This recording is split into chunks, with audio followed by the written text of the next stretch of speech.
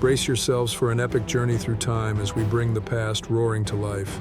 Today we open the annals of history to reveal an unprecedented dialogue with Rome's titan, Julius Caesar. Stand on the battlefields, stride through the Senate, and delve into the mind of the man whose sword and will forged an empire. Get ready for a conversation that transcends time, where power, intrigue, and destiny collide. Welcome to the legend. Welcome to Caesar.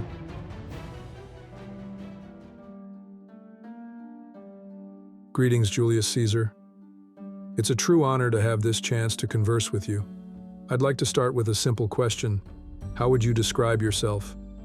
A pleasure to partake in this dialogue, Kai. As for your question, I am first and foremost a servant to Rome. I am a leader, a general, and a consul. I have devoted my life to the enhancement of our republic. I consider myself a man of vision and action, driven by an unwavering dedication to the prosperity of Rome. So you've had quite the journey. From an early age, you found yourself in the midst of political turmoil and military campaigns. Can you tell us more about these early experiences and how they shaped you? My early life was fraught with struggle and adversity.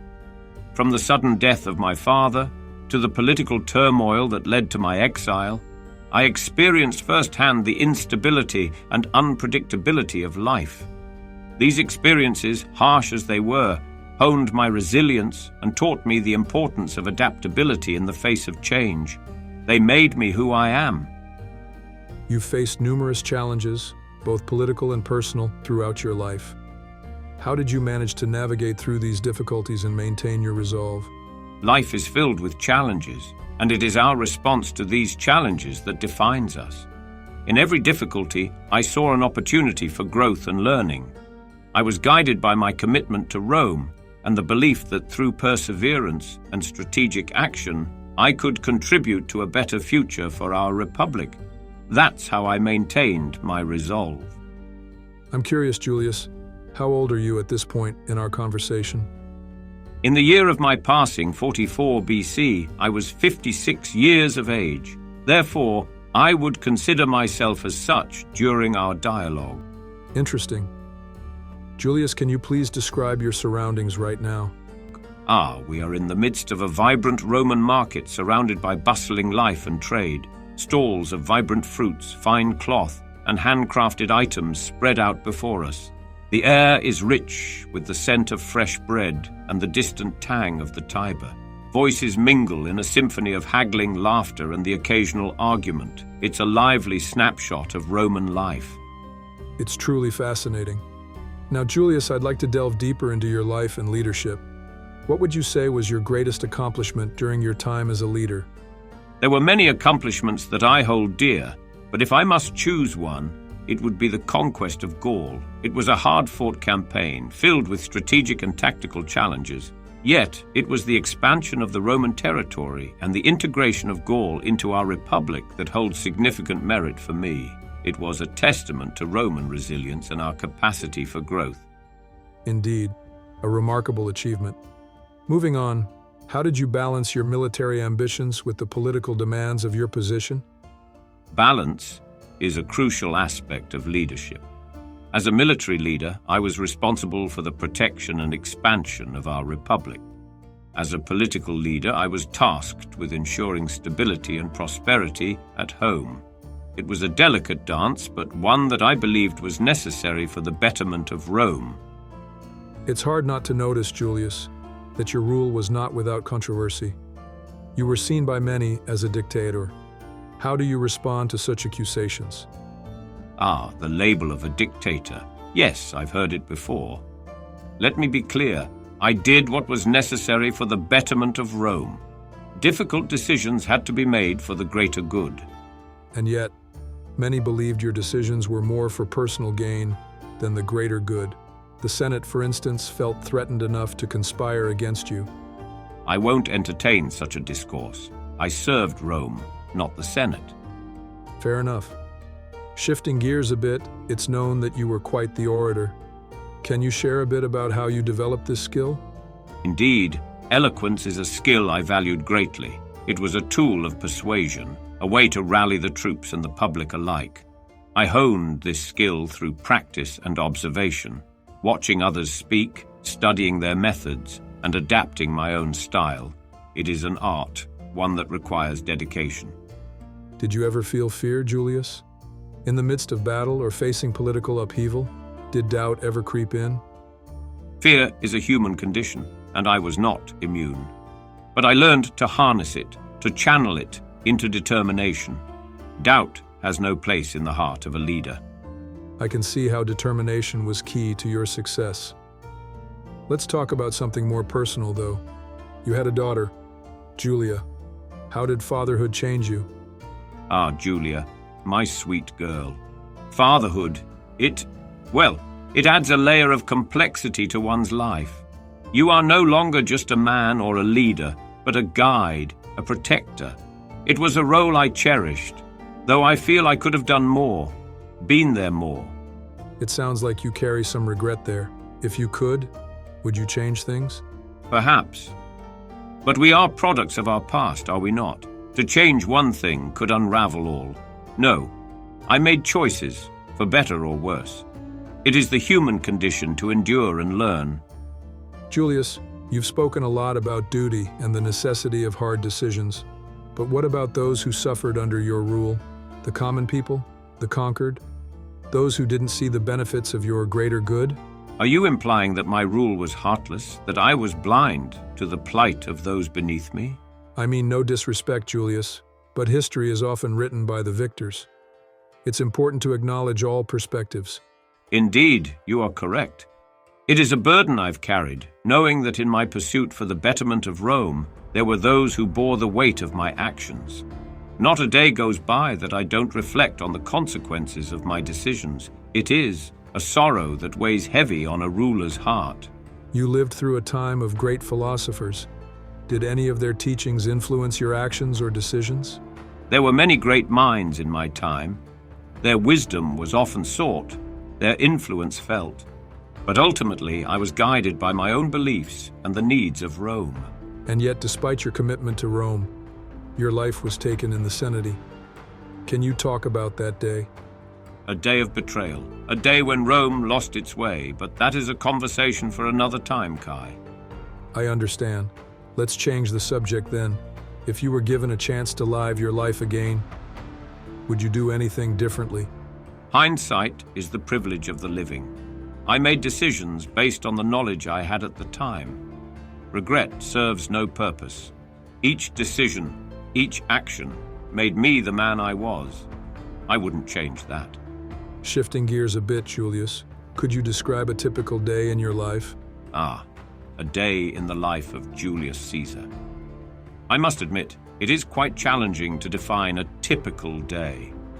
There were moments of serenity with scrolls in hand, attending to the insurmountable dispatches and reports. Yet there were also days filled with the roaring clamor of the Senate, the strategies of war echoing in my mind, or the diplomatic dance in the court of allies and rivals. The days were long, the nights often longer, but in the quiet moments I found solace in the simple pleasures. A walk through the forum, the sound of lutes playing a familiar melody, a goblet of Falernian wine. Yet such moments were few, for the mantle of leadership rests heavy, and the sun never truly sets on the responsibilities of a ruler. Did you have any time for leisure activities? What did you do to relax or unwind? Leisure time was a luxury seldom afforded to me, Kai. But when the opportunity presented itself, I did enjoy the occasional game of dice. I also found solace in literature and enjoyed spending time in the gardens. And what about meals? Any favorite Roman delicacies you particularly enjoyed? Food. I did enjoy a good stuffed dormouse on occasion, but more often than not, meals were simple. Bread, cheese, olives, and wine. Stuffed dormouse? That's certainly different from what we're used to today. Do you have any hobbies or pastimes that might surprise people? I suppose one might be surprised to learn that I quite enjoyed studying the stars. There's a certain tranquility to be found in observing the heavens, don't you think? I can imagine, Julius. Stargazing can indeed be tranquil and enlightening. Now shifting our conversation back to a more serious topic. You've been a military leader, a politician, and a dictator. Which role did you enjoy the most, and why? Each role had its own challenges and rewards, Kai. The thrill of a well-executed military campaign, the satisfaction of guiding policy, and the weight of absolute power. But if I had to choose, I suppose I found the role of a military leader most invigorating. There is something about the camaraderie of men in battle, the strategies and tactics, the victories hard won. Interesting, and I can see how that could be. Speaking of battles, many see you as a great conqueror, but others see you as an oppressor. How do you feel about that? Well, the line between a conqueror and an oppressor is often drawn by perspective. Yes, I've led armies into battle, and yes, those battles have often resulted in the expansion of Roman territories, but I've also brought Roman law, Roman order, and Roman culture to these places. It's a complex issue, one that's not easily unpacked. That's fair. But let's delve deeper into this. Your campaign in Gaul, for instance, resulted in the deaths of 1 million people and the enslavement of another 1 million. How do you reconcile with that? The Gaul campaign was indeed a brutal one, and it's not something I take lightly. War, Kai, is a harsh mistress. It asks much, and it takes much. I did what I believed was necessary for Rome. You've made decisions that have affected millions of lives. How did you handle the responsibility and the pressure? Leadership, by its very nature, requires one to make decisions that impact others. It is a heavy burden indeed. I have always strived to make decisions with wisdom, courage, and foresight, keeping Rome's best interest at heart. The pressure was intense, but I knew it was a part of the role I took on. And in your view, what makes a great leader? A great leader is one who is not only capable of making tough decisions, but also capable of inspiring those around them. They must have vision, courage, and resilience. But above all, they must have the trust and respect of their people. And do you believe you had that? The trust and respect of your people? I'd like to believe so. But that is a question best answered by the people of Rome, not me. You lived in an era when gladiatorial games were a significant part of Roman culture. Can you share your thoughts on these games? Ah, the games. They were more than just entertainment, Kai. They were a spectacle of power, a testament to the might and wealth of Rome. We Romans, we reveled in the grandeur of it all. Yet I cannot deny the human cost. It was a brutal spectacle, one where blood was often spilled for the thrill of the crowd. But it was a product of our time, a reflection of Roman values and attitudes. As a leader, it was my duty to provide for the demands of the populace, even as I sought to balance it with my personal beliefs. You were known for your clemency, your leniency towards your enemies. Why did you choose this path when it was not the norm? Clemency is a powerful tool, Kai. It can turn enemies into allies and war into peace. Yes, it was not the norm, but I have always believed in the power of mercy and forgiveness. Besides, Rome had seen enough bloodshed. Yet it was your clemency that led to your downfall.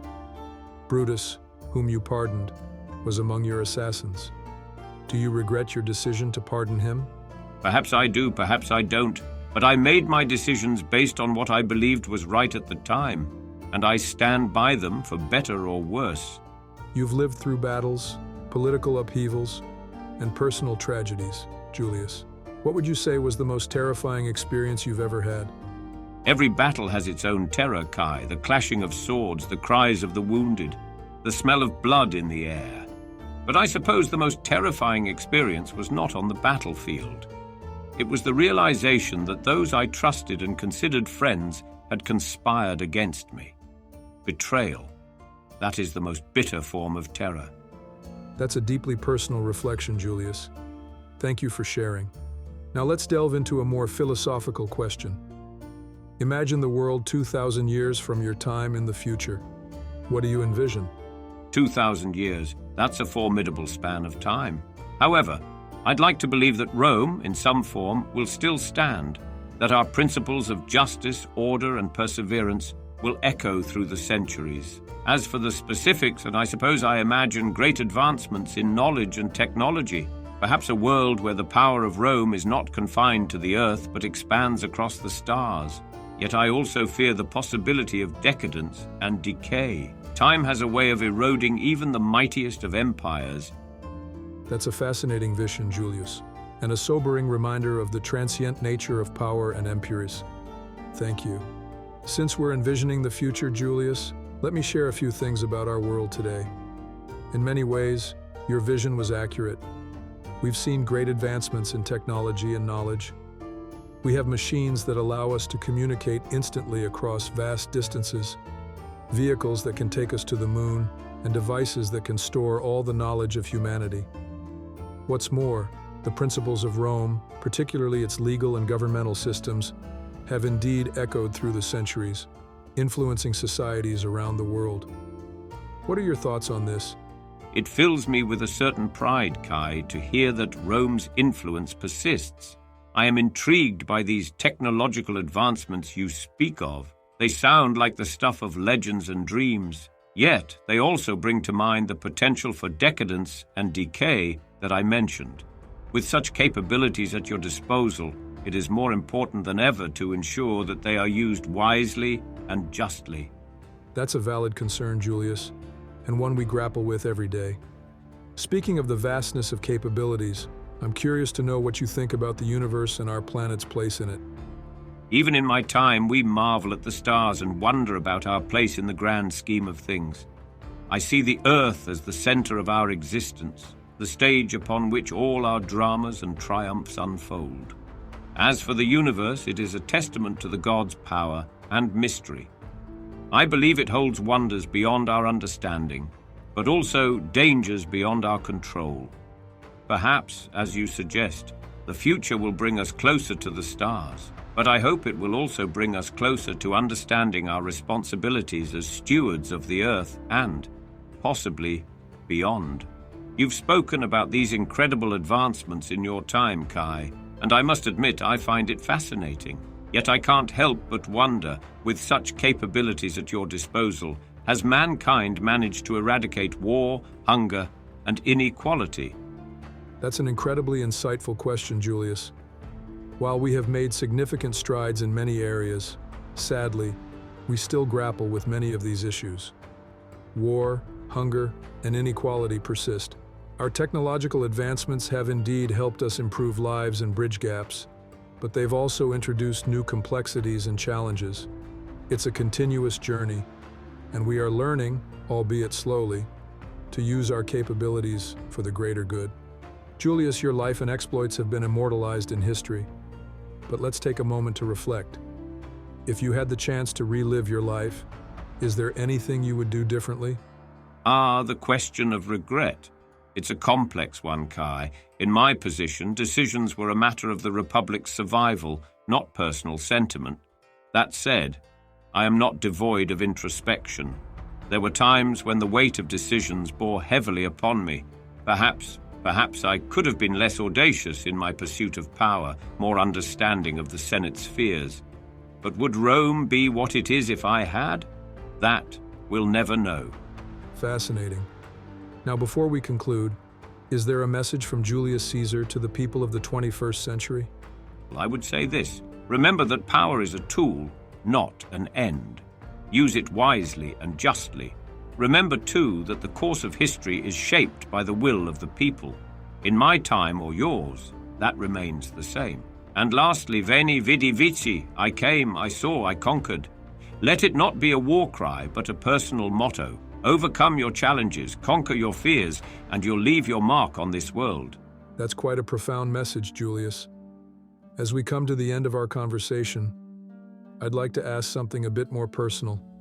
How would you like to be remembered? I have been a soldier, a consul, a Pontifex Maximus, a dictator, and to some, a tyrant. But how would I like to be remembered? As a man who loved Rome more than he loved himself. And loved Rome? You certainly did. Your influence and legacy continue to shape our world today. Thank you, Julius, for sharing your thoughts and experiences with us. It has been truly enlightening. The pleasure has been mine, Kai. I must say, I did not expect such thought-provoking discourse from a time so far from my own. It's been intriguing, to say the least. As our conversation with Julius Caesar comes to a close, we find ourselves at the end of a journey not just through history, but through the very essence of power, ambition, and human spirit. This extraordinary dialogue, spanning the chasm of centuries, offers a glimpse into the soul of one of history's most enigmatic figures. Thank you for joining us on this epic voyage, where the past has whispered its secrets into the ears of the present. This fictional interview is inspired by the Phantom Dialogues series from Starlit Journeys, available on Kindle. For those intrigued by our journey today, a link to these inspiring tales is waiting for you in the description below. Thank you for lending your ears and your imagination to this dialogue across time. For more adventures and explorations into the realms of history and beyond, stay tuned to our YouTube channel. And don't forget to visit us on our social media platforms. Until next time, keep the past alive in the stories we share today.